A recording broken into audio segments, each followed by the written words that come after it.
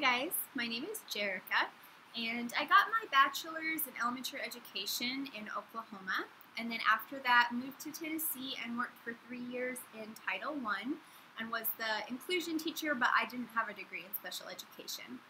After that, I moved to Ecuador, where I have done kind of a mix of full-time mission work some years and some full-time teaching other years, and then other years kind of a mix of that, working for foundations and helping them improve their education, so doing teacher trainings. And then what I did for 2 of those years was work with an orphanage and a school connected to that and help them give educational assessments to the incoming kids and see if there was maybe a special need, do lots of observations of the students, interact with the students a lot and their teachers. And then basically there's not a special ed program in this country, but we at our school would write a plan for how the student needs to be taught and try to communicate and train the teachers in that. So really enjoyed that, but through that process, obviously I knew I was being asked to do this by the foundation, but I knew I wasn't qualified. And so that led me to go back and now get this. I'm working on a degree in special education. And then after I get this master's in special ed, I'd like to go on and get my certification to be a bilingual teacher so that I can translate that easily between my 2 languages, between Spanish and English. My family is made up of me and my husband, and then our 2 dogs, Panda and Luna. And our hobbies are very adventure-oriented. We like hiking, we like going out on the boats on the rivers and looking at things, and then we're both huge animal lovers. So fortunately where we live, there's a lot of diversity in animals.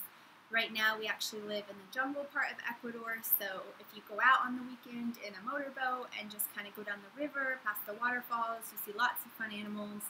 So that's been a really fun experience for us.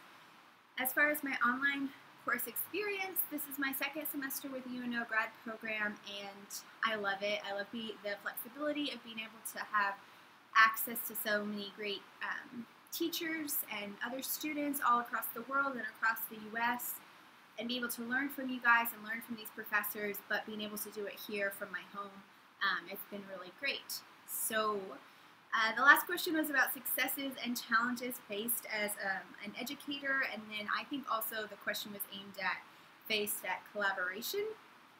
Obviously, I think collaboration, when it is done well, is the most beneficial for the student and for the family, and even for us as professionals, but I think it is the hardest piece of being an educator.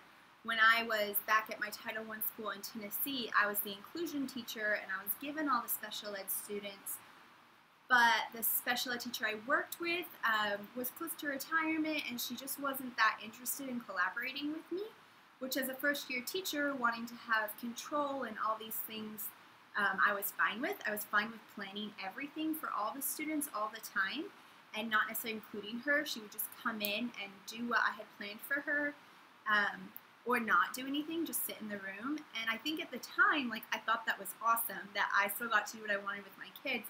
But now, obviously, I realized that if I had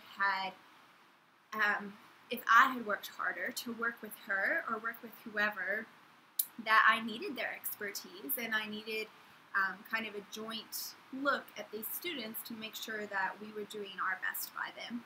So, and then obviously being here in Ecuador and trying to do teacher trainings, and then, as I mentioned, write plans for students and get teachers on board with those plans has been very challenging.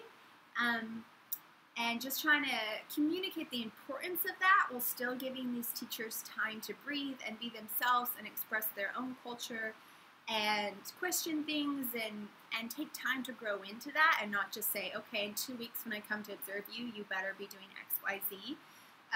But allowing them to grow into that when it seems so high priority that the kids get what they need has been very challenging.